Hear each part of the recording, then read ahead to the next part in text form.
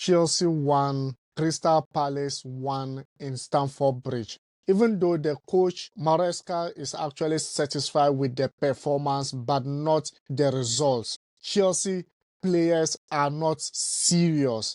They are the unserious players I've ever seen in these Premier League games. Talking about this, I think United have made Chelsea this weekend even better because I don't see why Arne Slot should be winning against Manchester United in his first season. Liverpool won against Manchester United, and Erik Ten Hag seems to say that United is getting better.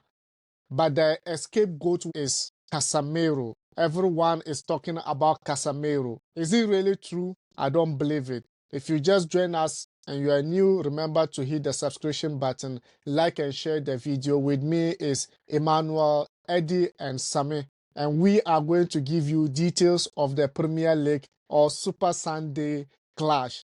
For sure, Tottenham also lacks some edge. That's why they considered goals against Newcastle United. Sammy, I expected a lot from Chelsea. But then, at the end of the day, 1-1, the results is not encouraging. After winning 6-2 against Wolves, went to conference, lost that game, and we're thinking this game they could probably perform much because some players were benched for this game. And the same thing happened. The players were playing around and 1-1 results. What do you think about that game? Yes, Chelsea really lacks a lot of things, and we should not be happy with what Chelsea did. On my other hand, the coach has mentioned that he was happy with what happened. But as a football fan, I think that Chelsea did not play as I expected them. They had a couple of chances that in fact, Nicholas Jackson could have scored easily 2-3 goals. But as usual, he's still, I don't know. Chelsea's team played a very good game in the first half. I don't see that edge. If you want to do something this Premier League, you need to show that edge. And right now, I don't see that from Chelsea at all. So right now, I think Chelsea will end up maybe at the 6th, 7th, 8th position again, because if they don't change that mentality, it's rather going to be unfortunate for them. Ima, the first half, I saw a lot of players improving. I thought Chelsea was now different from last season Chelsea. I saw Cole Palmer being white and very maturing into his game. And even though he is not scoring goals, but then you look at the creativity, the way he has been spreading the balls and all that. You look at Caicedo in the defensive phase and midfield wide, just improving. Look, Nicholas Jackson in the first half, you see his game. You think right now Nicholas Jackson is also improving. But in the second half, it was something different. And even though they were still trailing 1-1, you see them doing some skills which were unnecessary in the game. What do you actually think of that? Yeah, I think they lost their grip on the game in the second half. For the first half, players like Madueke, Cole Palmer, they were playing very well. So I thought maybe they would build upon it and maybe score some goals in the second half. But I don't know whether I should say the Crystal Palace coach read the game very well and also made a couple of changes that also neutralized Chelsea's attack. So I think Maresca got the first half right, and the Crystal Palace coach, I don't know whether his name is Oliver Glasner or what. I don't know whether it's the name. Yeah, I think he got the second half very well. So it wasn't Maresca's fault, but rather the Crystal Palace coach was also very good with his tactics and the kind of players he introduced into the game. That made them get the points at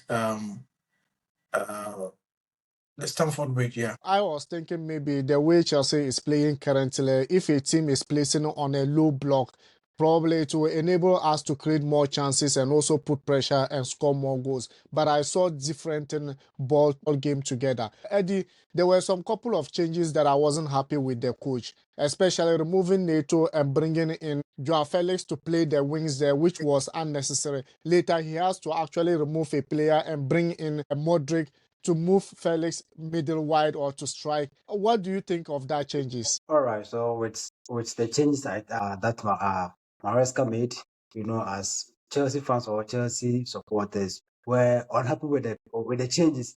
But for him, I think he also had a different view into the second half. He wanted to probably play more open wide game in the second half. But the Crystal Palace too, they also got their changes right.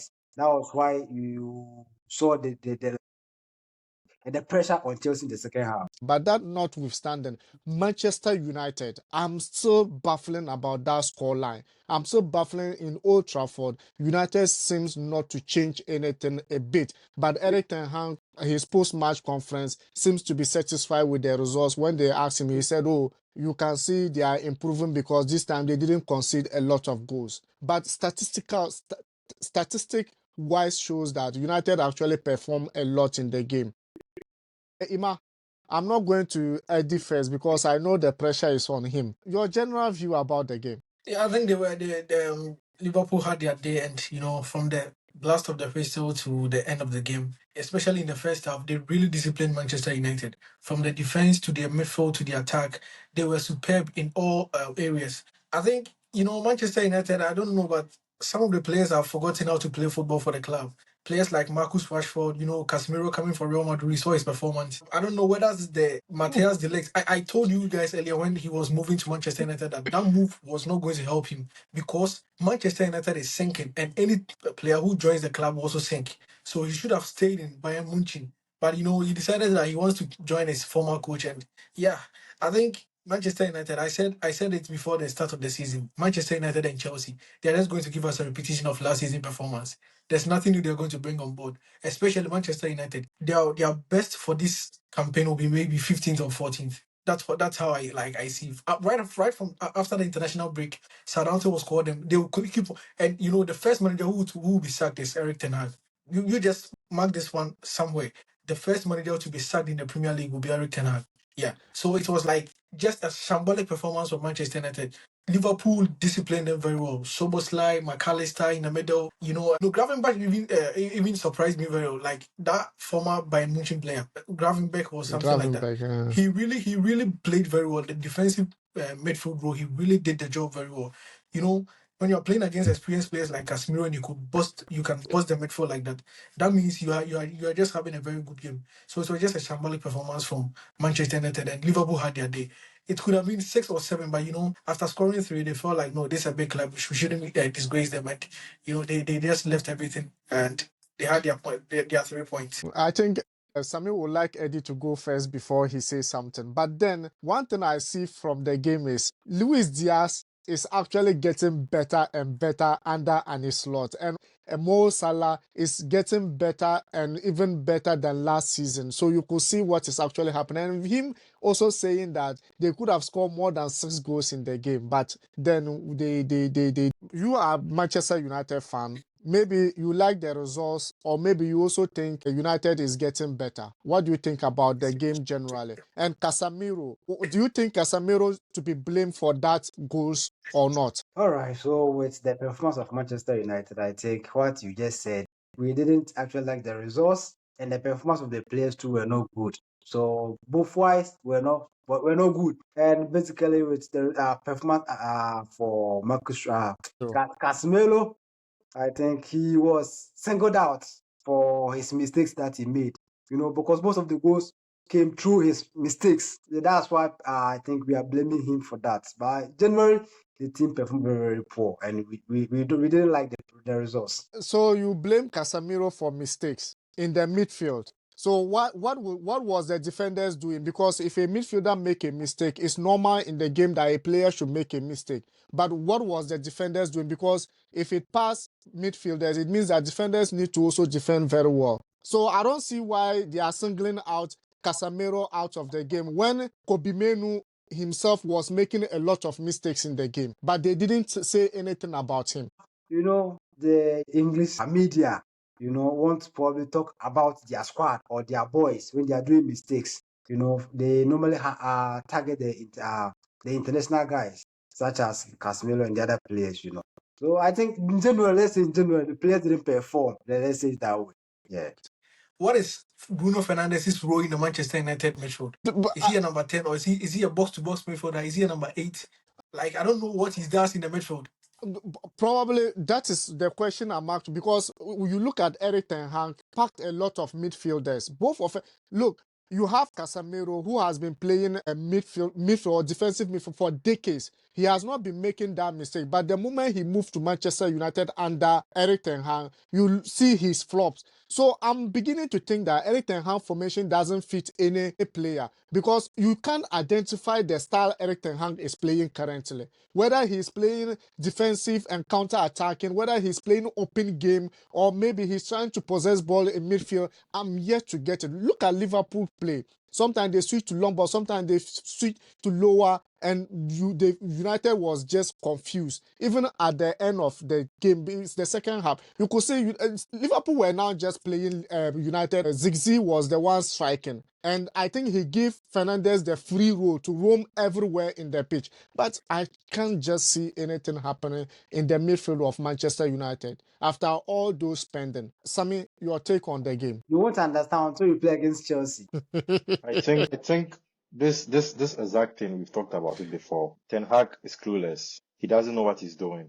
He will never know what he's doing until he leaves United. That is when people will get to know that Ten Hag is one of the abysmal coaches ever to take charge of United. Let's be sincere. You are playing against a team like Liverpool who plays direct football. Ever since Ten Hag took United, nobody can actually pinpoint the kind of play he plays, his style. Nobody knows how he plays. It's just like, I have these players, let me put them in, and if a goal comes, we celebrate. There's no style. Look at Slot. Slot just came. Slot took from Klopp's pressing to a different kind of pressing. Now, Klopp's Slot is pressing 4 up front, 2 in the middle, and then the defense push higher. So every time they're suffocating you, they're taking the ball. You can't see that from Man U. One day, maybe Garnacho makes something brilliant, and now it's all over the place. Zexi scores, I don't want to say a wonder goal, but he scores a goal and we are all happy. But no, let's be sincere. We all saw the face structure, or we all saw how their owner was behaving. He was not happy. He was disgraced. He kept his head down. And this is what they are going to face throughout the whole season. Because if you have a coach like Ten Hag, I don't see anything coming for United. But now looking at the other side too, let me talk about something like Casemiro that people don't understand. Casemiro in the Real Madrid team was not a playmaker. That's what you should know. He was there to break attacks. He's there. But in this United team, it's more or less like he should start the attack. He's not good at that. So if you see Casemiro playing that kind of ball, he always makes mistakes if there's a little pressure on him. And United is a team that, because they don't want to put the blame on who the blame is deserved, they now look for a player and they put it to. At the end of the day, as a coach, come and say something to the fans. What did he say? And he's happy with the result because they were not able to conceive 5 last season. They only conceived 3. How does this make sense as a big club like Man United? This is arguably the biggest club in England. And if you are playing like this for the consecutive years and you come out with this, I don't know what United fans are out there. I don't know how they're feeling. But me as a football fan, I'm very, very disappointed in Ten Hag. And he should go. And actually, I think we have to have an honest discussion about Andre Onana too. Yes, because his performance is not good at all. Yeah. For Manchester United. Yes. Andre Onana is not. The games is becoming too much. No. He's not the standard coach for Manchester United. I don't know why. I don't know if this one is an upgrade of David De Gea, because De Gea could have even done better than what Andre Onana is doing in the post for Manchester United. Yeah. Talking of Andre Onana, statistics came out last season, and he was the keeper who faced most shots. Imagine a team like United. You should look at teams like Crystal Palace, the likes of Luton last season, the likes of these little teams. They should face more shots. But if it's a team like United is facing more shots, me personally, I don't blame Onana. Because you should try and avoid your keeper from facing more shots. Yes, Onana is not the best keeper. We saw him last 2 seasons in Inter Milan. And he played very, very good. And we saw the defense of Inter Milan. But coming to United, look at what's happening. So I don't really blame him. Who I blame, and I always blame, is Ten Hag.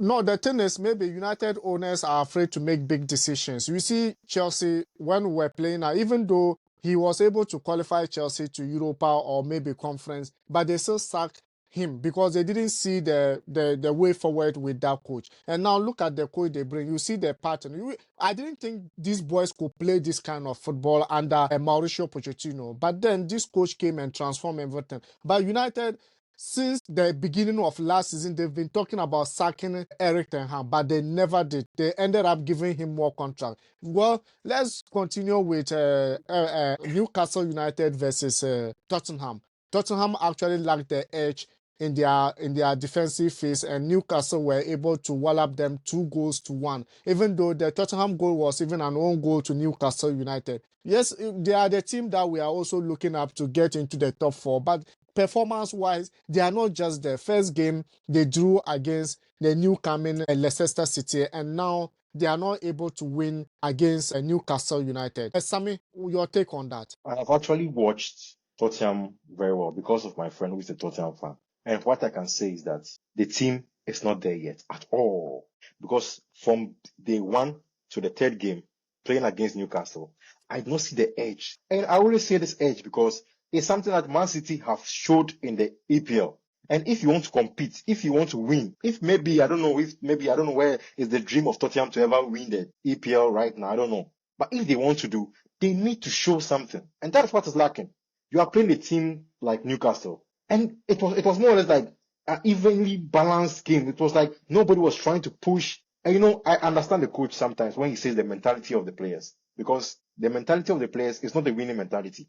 And I'm just hoping that after this international break, the team should come, talk together, and do something. Because if they are going to continue playing like this, I don't see Tottenham even qualifying for the top 4. But now the other side of the Newcastle too have not had a very good start. But then winning at home will actually boost their morale for the coming games. And to get your striker on the goal, I think is very important. So then let's see how it pans out. But for these two teams, they need to show more. Eddie, what do you think? All right, so the game Newcastle against Tottenham Hotspur, I think I was expecting Tottenham to do much better in the game because Newcastle don't have their feet yet in this Premier League as we saw of last season. For Newcastle to win 2-1 against Tottenham Hotspur, I think it wasn't such a performance we were all looking for because we expect Tottenham Hotspur to probably fight harder and probably even when they make the competition much more competitive, but we didn't see that, and probably after we are expecting much from them in this this season. Ima, your general view on that game? Yeah, I think Ange Postecoglou's grace period is over. That's one thing we have to tell him for sure that last season we felt like that was his first season, so adaptation and everything. Now it's his second season, and let's not forget yesterday all the goals came from the Newcastle team. None of the Tottenham players scored. I think they scored, Harvey Barnes scored, and Alexander Isak. Then later on, Dan Burn also scored an own goal for them. So it was like, a Newcastle day. But I feel like Tottenham should up their game because you can't be giving set performances and expect to be in the top 4. For me, I feel like it is time for him to play the top 4 this season. We can't be having like the Aston Villas and the other teams in the top 4. Whilst teams like Tottenham and the Chelseas and the Manchester United are playing in the Europa League. Yeah, so I feel Ange Postecoglou for last season, you can't say he was that bad because that was his first season. But this season, he's played about 3 games now. And I think it's okay, but, he should up his game. We expect more from him, and he has his team. I don't know whether they made a lot of signings to join the team. The outgoings too, I don't know of that yet. I'll check. But I feel like he's an experienced manager who's worked with such boys before, so you can just find a magical touch and maybe after the international break work on the guys and get the best out of them. I feel like Tottenham, they have the players that can compete. It's just like they lack that attitude. They lack the attitude that when they can start the season very well, in the middle they'll be giving shambolic performances and maybe they'll end it very well. I feel like they should be consistent in their performance and their gameplay. Then they are good to go. Yeah.